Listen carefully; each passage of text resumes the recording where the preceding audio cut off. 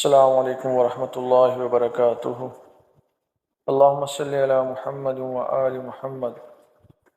حضرت عبداللہ بن عباس رضی اللہ عنہما بیان کرتے ہیں کہ نبی کریم صلی اللہ علیہ وسلم نے فرمایا، اللہ تعالیٰ سے محبت کرو ان نعمتوں کی وجہ سے جو اس نے تمہیں عطا فرمائی، اور مجھ سے محبت کرو اللہ کی محبت کے سبب، اور میرے اہل بیت سے